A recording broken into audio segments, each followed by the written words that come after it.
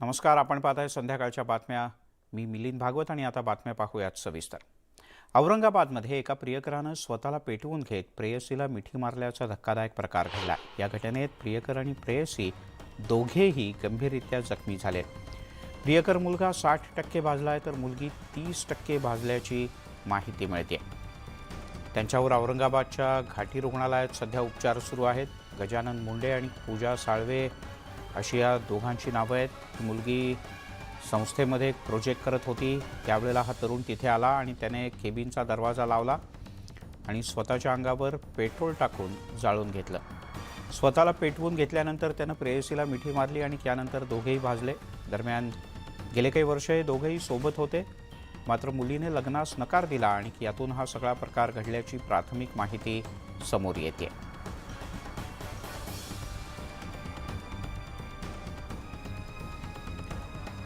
आपण ही दृश्य पाहतो ती औरंगाबादच्या घाटी रुग्णालयातली अतिशय विचित्र असा प्रकार. आत्महत्येचा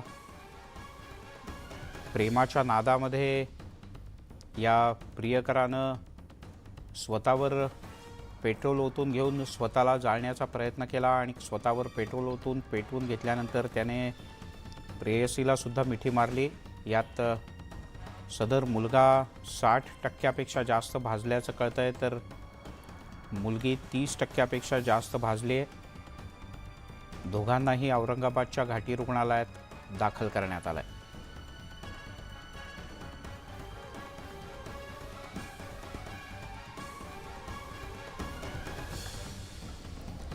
या सगळ्या प्रकार लक्षात आल्यानंतर पोलीस सक्रिय झाले आणि त्यांनी घटनास्थळी धाव घेतली. दरम्यान स्थानिकांनी आणि अन्य काही जणांनी मिळून गजानन मुंडे आणि पूजा साळवे या प्रेमी युगुलाला तातडीनं रुग्णालयात दाखल केलं. या दोघांवरही आता उपचार सुरू आहेत.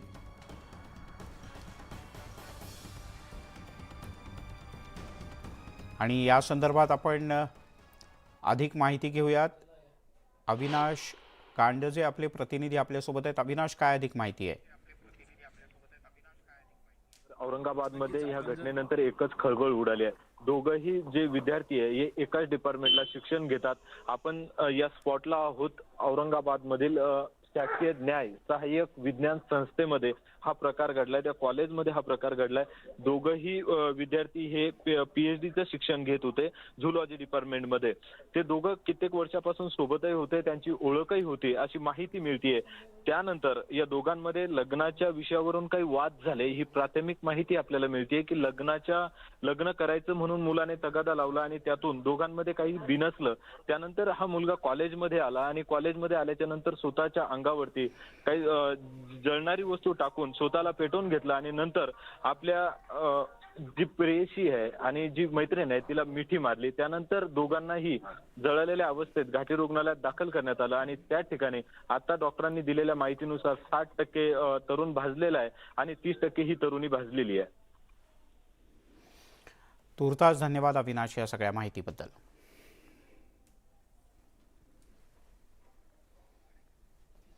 वळूयात पुढच्या बातमीकडे. राज्यपाल भगतसिंग कोश्यारी यांनी छत्रपती शिवाजी महाराज यांच्याबद्दल केलेल्या वक्तव्यावरून नवा वाद निर्माण झालाय.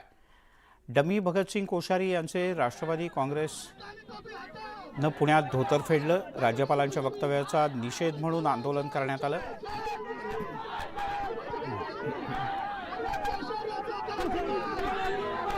राज्यपाल भगतसिंग कोश्यारी यांनी औरंगाबादमध्ये छत्रपती शिवाजी महाराज यांचा भाषणात एकेरी उल्लेख केल्यानं राष्ट्रवादी आक्रमक झाले.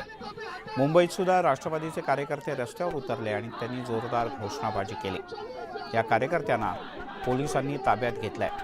राष्ट्रवादी काँग्रेसनं थेट राष्ट्रपती द्रौपदी मुर्मू यांना पत्र पाठवून भगतसिंग कोश्यारी यांना एकदा समज देण्याची विनंती केली आणि तरीही ते ऐकले नाहीत तर त्यांना दुसऱ्या राज्यात पाठवावं अशी मागणी राष्ट्रवादी काँग्रेसतर्फे करण्यात आली.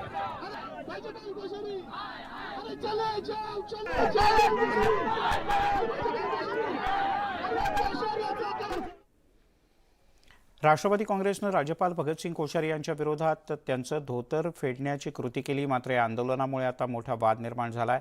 राज्यपाल पदाचा अवमान नाही का असा प्रश्न विचारला जातोय. कोशाला करायचं काय? अरे तुम्ही हाता तो मुलगा अल्पवयीन नाही आहे. राष्ट्रवादी विद्यार्थी काँग्रेसचा तो पुणे शहरचा उपाध्यक्ष आहे. शहरातल्या एका मध्यवर्ती कॉलेजमध्ये तो 12वी का FYला आहे माझ्या माहितीप्रमाणे. आणि भाजपवाल्यांनो, तुम्हाला लाज वाटली पाहिजे आमच्यावर टीका करताना. आपला बाप, महाराष्ट्राचं आराध्य दैवत छत्रपती शिवाजी महाराजांची वारंवार राज्यपाल ही संविधानिक पदावर बसलेली व्यक्ती अपमान करते. आज जवळजवळ चौथी वेळ झाली अपमान करण्याची. आमच्या विद्यार्थी संघटनेचा एक पदाधिकारी त्या राज्यपालांचा ड्रेस घालून आला आणि तिथं रस्त्यावरती आजूबाजूला जे नागरिक होते ते चिडून त्यांनी त्यांची टोपी बिपी वरती केली. लोकशाही मार्गाने केलेलं आंदोलन आहे.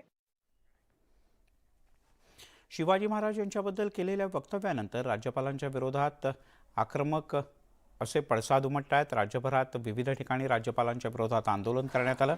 शिवसेना आणि युवा सेनेकडून सुद्धा कांदिवली पश्चिमेला निषेध आंदोलन झालं. यावेळेला महिला आणि पुरुष पदाधिकाऱ्यांसह अनेक शिवसैनिक उपस्थित होते. नागपूरच्या राजभवन इथे सुद्धा राज्यपाल आणि भाजपचे प्रवक्ते सुधांशू त्रिवेदी यांच्या विरोधात आंदोलन झालं.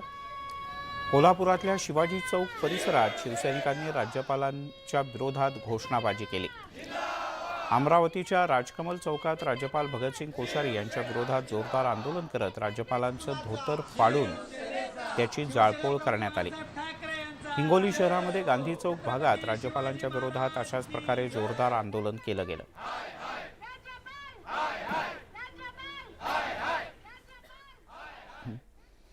सूर्य चंद्र तारे असेपर्यंत छत्रपती शिवाजी महाराज आमचे आदर्श असतील असं मत राज्याचे उपमुख्यमंत्री देवेंद्र फडणवीस यांनी व्यक्त केलं होतं.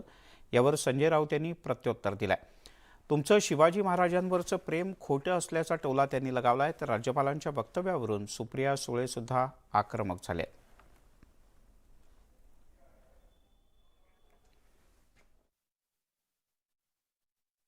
एक गोष्ट स्पष्ट आहे, जोपर्यंत चंद्र आणि सूर्य या पृथ्वीवर आहे तोपर्यंत महाराष्ट्राचे आणि देशाचे आणि आमच्या सगळ्यांचे आदर्श हे छत्रपती शिवाजी महाराजच राहणार आहेत. आमचे आजच्या भाषेत सांगायचं झालं तर हिरो देखील छत्रपती शिवाजी महाराजच आहेत. कोणाच्याही मनात याबद्दल शंका नाही आहे. मला वाटत नाही की राज्यपालांच्या मनात काही शंका आहे. त्यामुळे राज्यपालांच्या बोलण्याचे वेगवेगळे अर्थ निश्चित त्या ठिकाणी काढण्यात आले आहेत. पण मला असं वाटतं की त्यांच्याही मनामध्ये असं कुठलाही भाव नाही आहे. छत्रपती शिवाजी महाराजांपेक्षा दुसरा कुठला आदर्श महाराष्ट्रात आणि देशात असू शकत नाही. राहुल गांधी बाबतीत असं बोलता येईल ना, पण आम्ही असं बोलत नाही आहोत. आम्ही राहुलजींच्या वक्तव्याचं समर्थन करत नाही आहोत, बचाव करत नाही आहोत. हा फरक आहे. तुम्ही शिवाजी महाराजांच्या बाबतीमध्ये दुसरं कोणी काही बोललं असतं तर एवढ्याला थैथयाट केला असता. हां, पण आज तुमचे राज्यपाल, तुमचे प्रवक्ते सरळ सरळ छत्रपती शिवाजी महाराजांचा अवमान करणारी वक्तव्य करतात. ऑन रेकॉर्ड आहे ते. आणि तुम्ही बचाव करता. याचा अर्थ तुमचे छत्रपती शिवाजी महाराज आणि महाराष्ट्राच्या स्वाभिमानासंदर्भातलं तुमचं प्रेम हे खरं नाही. त्याने महाराष्ट्रात आणि छत्रपतींचा अपमान करायचं पाप सातत्याने हे सगळे करतात. हे दुर्दैवी आहे. कुठेतरी थांबलं पाहिजे. आणि यासाठी राष्ट्रवादी काँग्रेस पक्ष, शिवसेना आणि काँग्रेस पक्ष हे रस्त्यावर उतरलेत. आज राष्ट्रवादी युवक काँग्रेसच्या वतीने संपूर्ण राज्यामध्ये याच्या विरोधात आंदोलन आहे. आणि माझी महामहिम राष्ट्रपतींना विनम्रपणे विनंती आहे की हे गव्हर्नर, एकदा चूक झाली मी समजू शकते, माफी मागितली, शब्द मागे घेतला, अशा गोष्टी होऊ शकतात. पण वारंवार म्हणजे इज अ फ्रिक्वेंट ऑफेंडर. एखादी गोष्ट जेव्हा पुन्हा पुन्हा मग ती चूक होत नाही, तो चॉईस असतो. वळूयात पुढच्या बातमीकडे. प्रबोधनकार.com या संकेतस्थळाच्या लोकार्पण समारंभाच्या वेळेला उद्धव ठाकरे आणि वंचित बहुजन आघाडीचे अध्यक्ष प्रकाश आंबेडकर एकाच व्यासपीठावर आले होते. यावेळेला स्वातंत्र्य अबाधित ठेवण्यासाठी जे प्रयत्न करतील त्यांच्यासोबत आम्ही जायला तयार आहोत असं वक्तव्य शिवसेना उद्धव बाळासाहेब ठाकरे पक्षाचे प्रमुख उद्धव ठाकरे यांनी केलं आहे. तर प्रकाश आंबेडकर यांनी ठाकरे यांच्या पक्षाशी होणाऱ्या संभाव्य युतीबद्दल मोठं विधान केलं. राज्यामध्ये निवडणुका कधी जाहीर होतील तेव्हा आम्ही एकत्र येऊ, निवडणुका ताबडतोब जाहीर झाल्या तर ताबडतोब एकत्र येऊ असं आंबेडकर म्हणाले. असं काही नाही की माझी आणि प्रकाशजींची ओळख नाही, आम्ही कधी बोलत नाही, बोलतो, मध्ये मध्ये भेटलेलो सुद्धा आहे. पण त्यांच्याबरोबर भेटायचं म्हणजे वेळ काढून भेटायला पाहिजे. कारण माहिती आणि ज्ञान यांचा धबधबा त्याला मिळतात.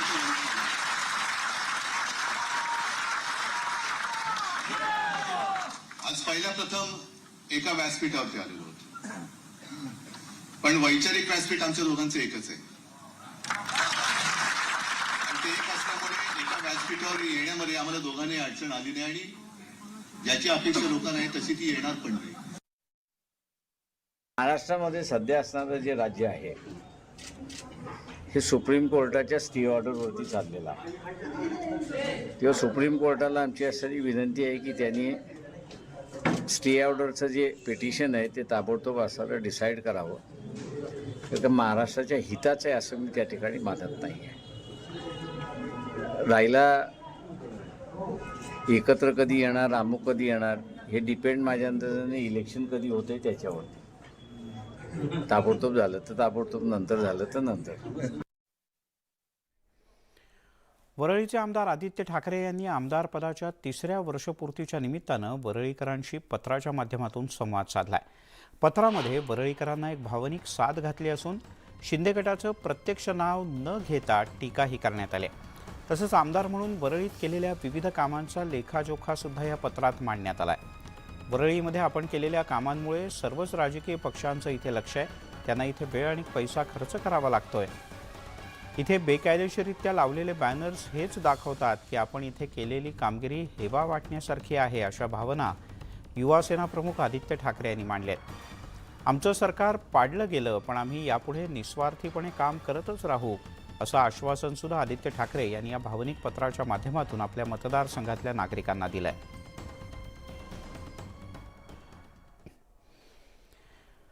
शिवसेनेचे नेते खासदार संजय राऊत राजधानी नवी दिल्लीत पोहोचल्यानंतर त्यांच्या कार्यकर्त्यांच्या वतीने त्यांचं जोरदार स्वागत करण्यात आलं. संजय राऊत यांच्या दिल्लीतल्या सफदरजंग लेन इथल्या शासकीय निवासस्थानी फटाके वाजवून आणि फुलांचा वर्षाव करून संजय राऊत यांचं स्वागत केलं गेलं.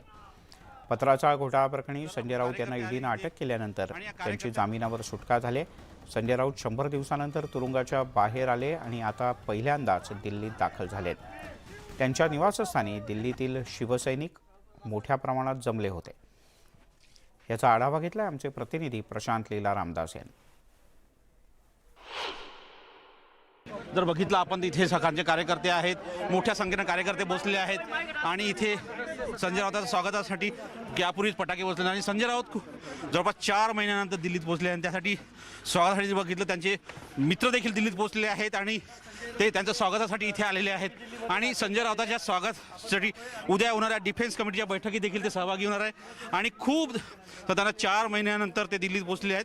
आणि एक प्रकारे जर बघितलं आपण संजय राऊतांच्या स्वागतासाठी सगळे लोक इथे एकवटलेले शिवसैनिक आहेत आणि सोबतच जर बघितलं या कार्यकर्त्यांचा धन्यवाद मानण्याकरता आणि सगळ्या मित्रांचा देखील धन्यवाद मानण्याकरता तिथे आलेले आहेत. स्वागतासाठी जर बघितलं आपण तर आपण कार्यकर्ते आले इथे आणि या कार्यकर्त्यांचं स्वागत त्यांचं स्वीकारलेलं आहे आणि मोठ्या संख्येनं कार्यकर्ते इथे पोहोचलेले आहेत आणि या सगळ्यांचं प्रयत्न आहे की त्यांचं अभिनंदन करण्याचा आणि शिवसेनेचा शेर आला अशा प्रकारचं कार्यकर्त्यांची कार्यकर्ते इथे पोहोचलेले आहेत. आणि या सगळ्या पार्श्वभूमीवर हे महत्त्वाचं आहे की ज्या पद्धतीने ते सगळे नेते पोहोचलेले आहेत आणि एक प्रकारे प्रसारमाध्यमांशी बोलणार आहात का ते त्यांना विचारणार आपण. पण महत्त्वाचं म्हणजे जर बघितलं तर संजय राऊत आता आपल्या कार्यकर्त्यांसोबत भेटणार आहेत आणि बोलणार आहे. आणि इथे सगळे ज्या पद्धतीनं माहिती मिळते की उद्या ते संसदीय समितीच्या बैठकीत देखील सहभागी होणार आहेत, त्यासाठी इथे आलेले आहेत. आणि एक प्रकारे असं म्हणावं लागेल की ज्या पद्धतीने माहिती मिळते की संजय राऊत यांच्या स्वागतासाठी सगळे लोक एकत्रितले आहेत.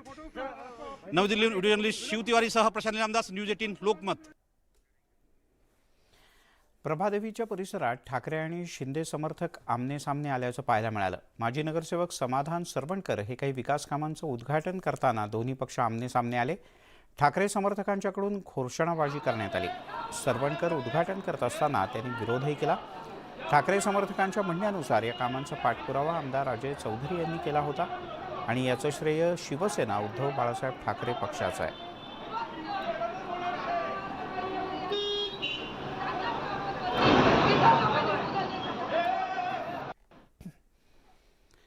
मुंबई गोवा महामार्ग पुढच्या काही काळात खड्डेमुक्त होणार आहे. मुंबई गोवा महामार्गावरचे खड्डे बुजवण्याचे आदेश उच्च न्यायालयानं प्रशासनाला दिलेत. या आदेशामुळे कोकणवासियांचा प्रवास आता खड्डेमुक्तीच्या दिशेने सुरू झाला आहे असं म्हणायला हरकत नाही. मुंबई गोवा महामार्गाच्या दुर्दशेबद्दल मुंबई उच्च न्यायालयानं एक जनहित याचिका दाखल करून घेतली होती.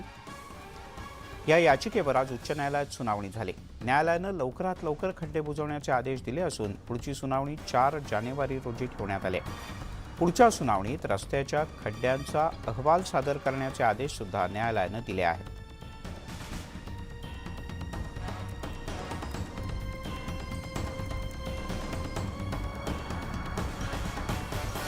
प्रामुख्यानं गणपतीला कोकणात जाताना आणि येताना तर काही ठिकाणी खड्डे बुजवण्याची कामं झाली होती, पण नंतरच्या काळात पडलेल्या पावसाने पुन्हा एकदा मुंबई गोवा महामार्गावर अनेक ठिकाणी खड्डे पडले. काही ठिकाणी रस्त्यांची कामं सुद्धा अद्यापही सुरूच आहेत. प्लांटेशनसाठीचा नेमकं तो काय प्रकरण आहे, काय सांगाल? जेव्हा महामार्ग हा दुपदरीकरण टू 4 लेन्सचा आदेश झाला, बाजूचे जेवढे पण वृक्ष होते ते तोडण्यात गेले होते.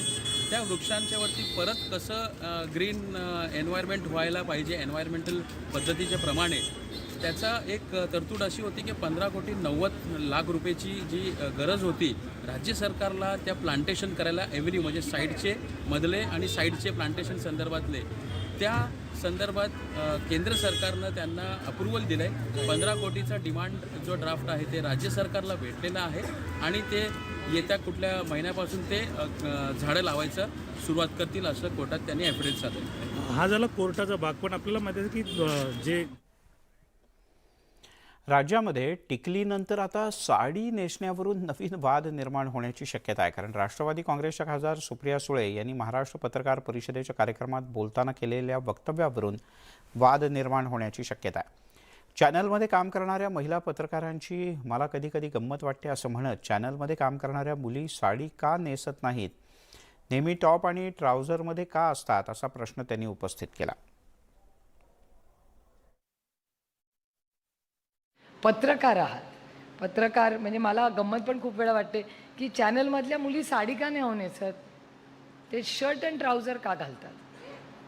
ते मराठी भाषा बोलताना तुम्ही मग मराठी संस्कृतीसारखे कपडे आपण का नाही घालत. म्हणजे आपण वेस्टर्नायझेशन सगळ्या गोष्टीचं करतोय.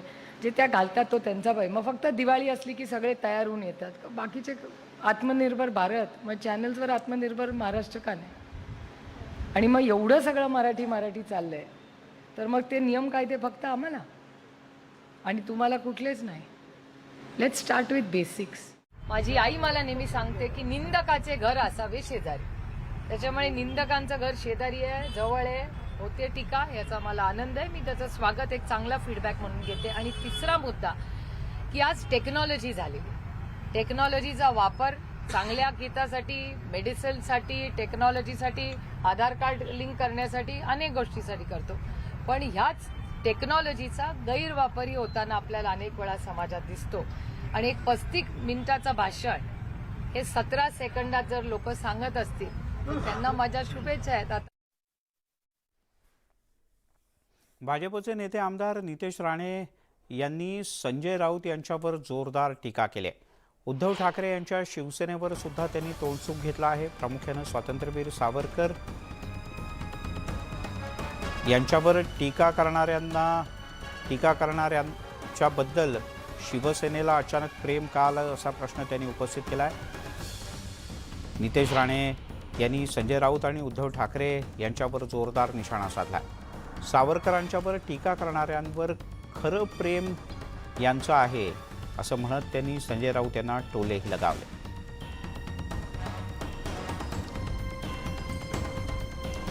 शेतीपंपाचं बिल भरणाऱ्यांची वीज कापू नका, वीज भरणाऱ्या शेतकऱ्यांची वीज कापणं बरोबर नाही असं म्हटलंय राज्याचे उपमुख्यमंत्री देवेंद्र फडणवीस यांनी. सूत्रांनी न्यूज 18 लोकमतला ही माहिती दिली. ज्या शेतकऱ्यांची शेतीपंप चालू आहेत, वीज भरलेला आहे, अशा शेतकऱ्यांच्या वीज जोडण्या कापू नयेत असे आदेश मुख्यमंत्री देवेंद्र फडणवीस यांनी अधिकाऱ्यांना दिलेत.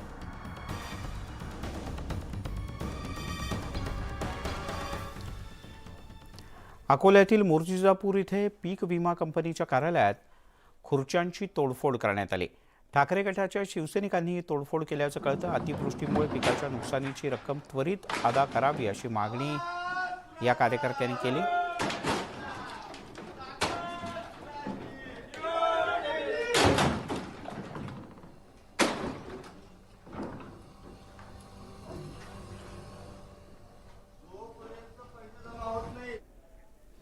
आणि एक ब्रेकिंग न्यूज हाती येते. मुंबई अहमदाबाद बुलेट ट्रेनच्या संदर्भात एक याचिका दाखल झालेली आहे आणि या याचिकेवर 3 ते 5 डिसेंबरच्या दरम्यान सलग 3 दिवस सुनावणी होणार आहे. बुलेट ट्रेनच्या विरोधात ही याचिका आहे. ही याचिका यापूर्वीच दाखल करण्यात आलेली आहे. गोदरेज अँड बॉयज कंपनीच्या वतीनं ही याचिका दाखल करण्यात आली. या याचिकेवर राज्य सरकारनं उत्तर दाखल करण्याकरता वेळ वाढवून मागितला होता. मात्र न्यायालयानं वेळ वाढवून देण्यास नकार देत आजच उत्तर देण्याचे आदेश दिले. बुलेट ट्रेनसाठी गोदरेज कंपनीची विक्रोळीतील 10 हेक्टर जमीन अधिग्रहित करण्यात येते. ही जमीन हस्तांतरण करण्यास गोदरेजनं विरोध केला. राज्य सरकार भूसंपादनाचा योग्य मोबदला देत नसल्याचं गोदरेज कंपनीचं म्हणणं आहे. दरम्यान राज्य सरकार देत असलेली 264 कोटी रुपयांची नुकसान भरपाई गोदरेजला अमान्य आहे. दुसरीकडे गोदरेजच्या आडमुठ्या भूमिकेमुळे राज्य सरकारच्या तिजोरीवर सुमारे 1000 कोटींचा बोजा पडत असल्याचा दावा सरकारच्या वतीनं करण्यात आला आहे. नुकसान भरपाईच्या प्रकरणात सुनावणी होऊन 26 महिन्यांपेक्षा जास्त काळ लोटलाय. कायद्यातल्या तरतुदीनुसार हा करार रद्द होत असल्याचा दावा गोदरेजनं केला आहे. तर प्रकल्प रखडण्यासाठी गोदरेजच जबाबदार असल्याचा आरोप राज्य सरकारच्या वतीने करण्यात आला आहे. प्रशांत बाग आपले प्रतिनिधी आपल्यासोबत जोडले गेलेत. प्रशांत, काय हे प्रकरण? मिलिंद, मुळात 3 महत्वाचे मुद्दे याच्यात उपस्थित झालेले आहेत. त्यापूर्वी एक निश्चित स्पष्टपणे सांगू इच्छितो की बुलेट ट्रेन हा जो सगळा महत्वाकांक्षी प्रकल्प आहे मुंबई अहमदाबाद, हा प्रकल्पासाठी जी सगळ्यात महत्वाची जागा जी विक्रोळी भागातली संपादित केली जाते 10 हेक्टर जमीन, ही आहे गोदरेजच्या मालकीची. ही संपादन प्रक्रिया जी आहे तीच अडचणीत सापडली आहे. हा एक महत्वाचा त्यातला मुद्दा. दुसरा मुद्दा हा आहे की ज्यावेळेस राज्य सरकार म्हणतं की गोदरेजच्या आडमुठ्या भूमिकेमुळे आम्हाला विलंब लागतोय आणि दुसरीकडे राज्य सरकार हेच उत्तर मागण्यासाठी वेळ मागतंय, त्यामुळे विलंब नेमका कोणाकडे लागतोय, कोणामुळे लागतोय, या मुद्द्याकडे हायकोर्टानं अत्यंत स्पष्ट आणि कडक भूमिका घेतली. राज्य सरकारला मुदत वाढवून द्यायला नकार दिली. तिसरा महत्वाचा मुद्दा या याचिकेमध्ये सुनावणीला येतोय की 264 कोटी गोदरेजला जर का नुकसान भरपाई मंजूर झाली होती आणि ही नुकसान भरपाई 26 महिने कालावधी लोटल्यानंतर सुद्धा जर का दिली गेली नसेल तर या विलंबाला जबाबदार कोण? बर ठीक आहे प्रशांत, पाहूयात सरकारला आजच लेखी स्वरूपात न्यायालयात उत्तर नोंदवायचं आहे. सरकार काय म्हणतं आणि पुढे या सगळ्या विषयात न्यायालय काय आदेश देतं हे पाहणं महत्त्वाचं आहे. तुर्तास धन्यवाद. आपण पाहताय संध्याकाळच्या बातम्या. मुंबई आंतरराष्ट्रीय विमानतळावर NCBनं मोठी कारवाई केली आहे. या कारवाईमध्ये 3 किलो कोकेन जप्त करण्यात आलाय. या कोकेनची आंतरराष्ट्रीय बाजारपेठेतली किंमत 20 कोटी रुपयांच्या घरात आहे. या प्रकरणी 2 परदेशी महिलांना अटक करण्यात आली. भूटानमध्ये लपवून कोकेनची तस्करी केली जात होती. मात्र NCBनं हा डाव उधळून लावला.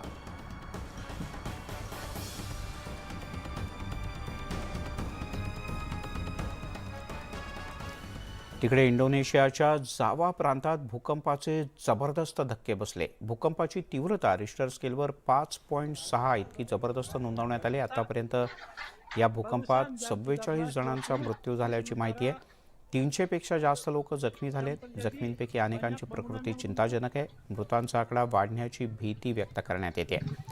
अनेक ठिकाणी इमारतींचं प्रचंड प्रमाणात नुकसान झाल्याचं वृत्त आहे. मदत आणि बचाव कार्यासाठी पोलीस आणि विविध पथकं सध्या युद्ध पातळीवर काम करतात.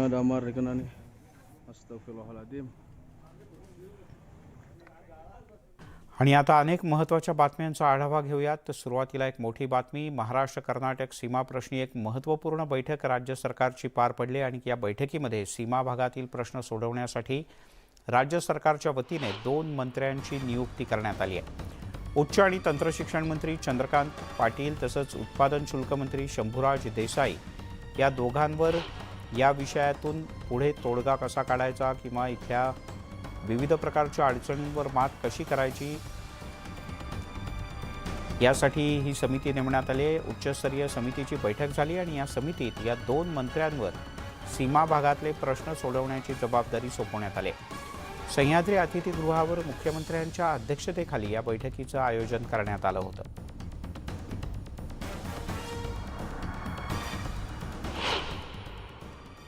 ज्या मागण्या सीमा भागाच्या आहेत त्या संदर्भात सीमा भाग हा महाराष्ट्रामध्ये येण्याच्या संदर्भात कशी चर्चा करता येईल यासाठी खासदारांना महोदय आपले असतात, त्यांच्या माध्यमातून आणि विशेषतः मुख्यमंत्री उपमुख्यमंत्री यांनी सुद्धा आदरणीय पंतप्रधान महोदयांची भेट घेण्याच्या संदर्भात सुद्धा चर्चा झाली आणि ज्या गोष्टी लगेच करता येतात जसं सीमा भागाच्या संदर्भात एक विशेष असे सेल डिपार्टमेंट हे मंत्रालयामध्ये आहे, ते न्यू ॲडमिनिस्ट्रेटिव्ह बिल्डिंगमध्ये आहे, त्याला कसं स्ट्रेंथन करता येईल आणि विशेषतः मराठी चळवळ आहे ही त्या भागातली कशी जोपासता येईल या संदर्भात सुद्धा चर्चा झाली.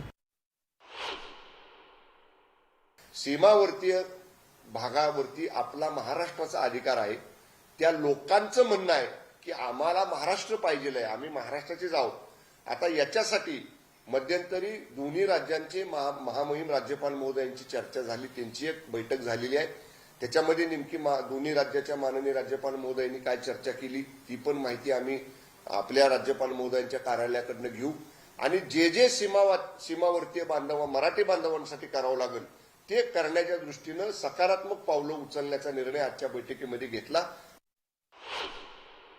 जर मुख्यमंत्री आणि उपमुख्यमंत्री या प्रश्नाकरता कधी नव्हे म्हणजे मागच्या सरकारच्या काळामध्ये कधी सीमा प्रश्नाच्या विषयाकरता एवढा वेळ अत्यंत गांभीर्यपूर्वक चर्चा झाली नाही. पण माननीय एकनाथजी माननीय उपमुख्यमंत्री यांनी बैठकीच्या माध्यमातून या प्रश्नाकडे गांभीर्य लक्षात घेतलं आहे. मला वाटतं काही ना काही त्यातला मार्ग निघेल. मुख्यमंत्र्यांनी एक सर्वपक्षीय शिष्टमंडळ घेऊन पंतप्रधान गृहमंत्र्यांना भेटावं आणि त्यातून काहीतरी तोडगा काढावा असे अनेक त्या ठिकाणी मुद्दे उपस्थित झाले आणि ज्या तिथल्या लोकांना सीमा भागातल्या लोकांना जो त्रास होतोय किंवा भाषिक अल्पसंख्याकांवर जे अत्याचार होत आहेत त्याबद्दल एक वेगळी मांडणी करण्यात आली. त्यामुळे एकंदरीत एक चांगली गोष्ट आहे की या अत्यंत गंभीर प्रश्नाबाबत महाराष्ट्र सरकार गंभीर आहे. त्यांनी नवीन समिती पुनर्गठित केलेली आहे. त्या समितीची बैठक स्वतः मुख्यमंत्र्यांनी घेतली आणि त्यातून काहीतरी चांगलं निष्पन्न होईल असं मला वाटतं. वळूयात पुढच्या काही बातम्यांकडे. श्रद्धा वालकर हत्या प्रकरणाच्या तपासाला आता वेग आलाय. दक्षिण दिल्लीच्या मैदानगडी तलावात आफताबनं श्रद्धाचं मुंडकं फेकल्याचा पोलिसांना संशय. श्रद्धाचं मुंडकं शोधण्यासाठी मैदानगडीतील तलाव रिकामा केला जातोय. यासाठी या तलावातलं पाणी उपसलं जात आहे. दरम्यान दिल्ली पोलिसांचे अधिकारी महरवलीत श्रद्धाच्या मृतदेहाचे तुकडे शोधण्याचाही प्रयत्न करत आहेत. रविवारी जंगलात त्यांना कवटीचे काही भाग आणि जबडा तसंच अन्य काही हाडं मिळाली, पण हा जबडा श्रद्धाचाच आहे का नाही हे अद्याप स्पष्ट झालेलं नाही.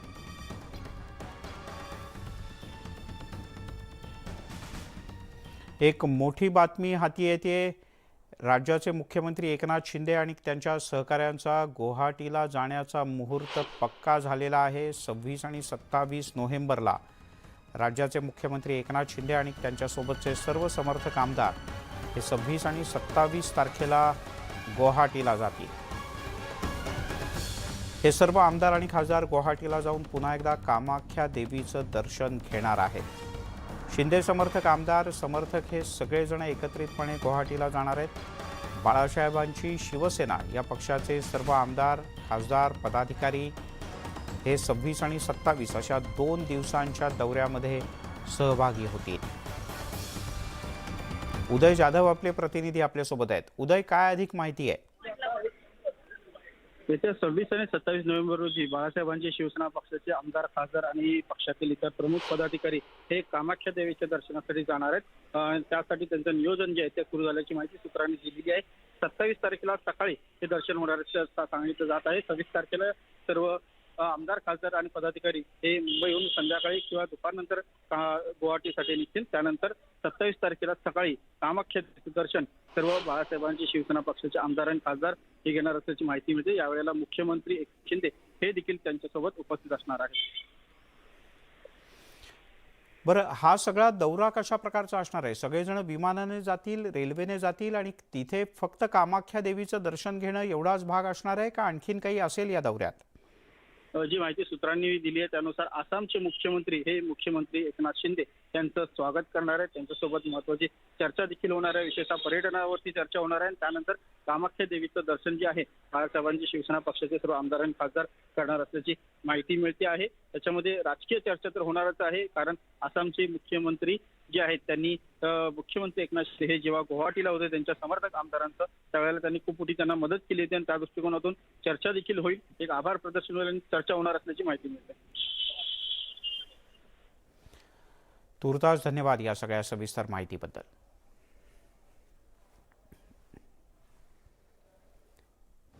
त्यामुळे 26 आणि 27 नोव्हेंबरचा दौरा निश्चित झालेला आहे. राज्याचे मुख्यमंत्री एकनाथ शिंदे आणि त्यांच्यासोबत त्यांचे सर्व सहकारी आमदार हे मुंबईहून थेट गुवाहाटीला जातील आणि कामाख्या देवीचं दर्शन घेतील. श्रद्धा खून प्रकरणी हत्येचा सुगावा शोधण्यासाठी दिल्ली पोलीस हे हिमाचल प्रदेशातल्या तोश इथे सुद्धा पोहोचलेत. तोश हे गाव हिमाचलच्या कसौली इथल्या सीमेवर आहे. हिमाचलच्या तोशमध्ये तपास केल्यानंतर पोलिसांना काही महत्त्वाची माहिती मिळाली असं सुद्धा कळतं. आफताब आणि श्रद्धा हिमाचलच्या तोशमध्ये काही दिवस राहिले होते. आफताबला गांजा आणि चरसचं व्यसन होतं आणि आफताबच्या फोनवरून तोशच्या काही ड्रग्ज तस्करांचे नंबरसुद्धा सापडले आहेत. तोश हे असं गाव आहे की जिथे चरस आणि गांजा सहज मोठ्या प्रमाणात घराघरात उपलब्ध असतो. पोलीससुद्धा काही वेळेला इथे जायला घाबरतात. इथे कोणत्याही प्रकारच्या पाहुण्यांच्या नोंदी ठेवल्या जात नाहीत. पण आता आफताब नेमका तोशला का गेला होता आणि इथे जर का तो गेला होता तर इथे जाऊन त्याने काय काय केलं याची सगळी माहिती मिळवण्याचा पोलीस सध्या युद्धपातळीवर प्रयत्न करत आहेत.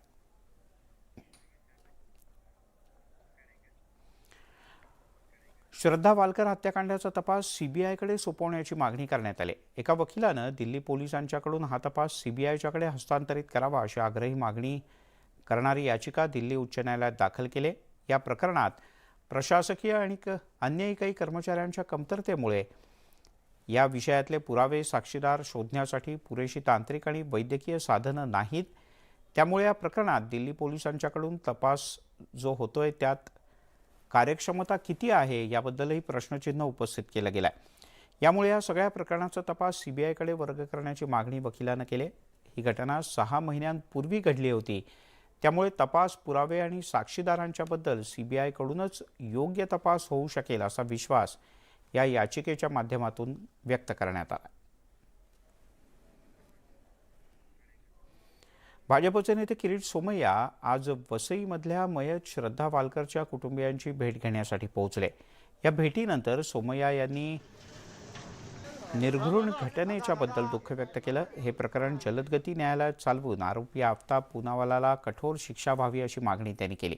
तसंच कुटुंबियांच्या भेटीदरम्यान सोमय्या यांनी श्रद्धाच्या वडिलांची दिल्लीच्या राज्यपालांशी फोनवरून चर्चाही घडवून आणली. यहाँ के जो पुलिस कमिश्नर है सदानंद दाते उनसे भी अभी बात की करवा दी. मैं स्वयं इस विषय में ध्यान दूंगा कि ये लड़के ने कि इस प्रकार का जो बिहेवियर किया है उसके साथ में कोई है, कौन है, पीछे कोई है, डायरेक्टली इनडायरेक्टली कौन इसमें कौन रिस्पॉन्सिबल है. परिवार न्याय चाहता है. बहुत दुखद घटना हुई है, उसके लिए हमने भी संवेदना व्यक्त की. आपण पाहताय संध्याकाळच्या बातम्या आणि एक मोठी आणि महत्त्वाची बातमी हाती येते. रत्नागिरी रिफायनरी प्रकल्पाच्या संदर्भात उद्या एक महत्त्वपूर्ण बैठक होणार आहे. या बैठकीला येण्यास मात्र उद्धव बाळासाहेब ठाकरे शिवसेनेचे नेते संजय राऊत विनायक राऊत यांनी स्पष्टपणे नकार दिला. रिफायनरीच्या संदर्भात मंत्रालयात एक बैठक बोलावण्यात आली होती आणि या बैठकीच्या संदर्भात उदय सामंत यांना पत्र लिहून आपण आपला नकार कळवल्याचं सुद्धा त्यांनी स्पष्टपणे सांगितलं आहे. या रिफायनरीच्या विरोधात काही स्थानिक नागरिक आहेत आणि आपण या स्थानिक नागरिकांच्या सोबत असून रिफायनरीच्या संदर्भातल्या बैठकीला आपण उपस्थित राहणार नाही असं शिवसेना उद्धव बाळासाहेब ठाकरे पक्षाचे नेते विनायक राऊत यांनी कळवलं आहे. संध्याकाळच्या बातम्यांमध्ये इथे थांबूयात. थोड्याच वेळात मुलुक महाराष्ट्र.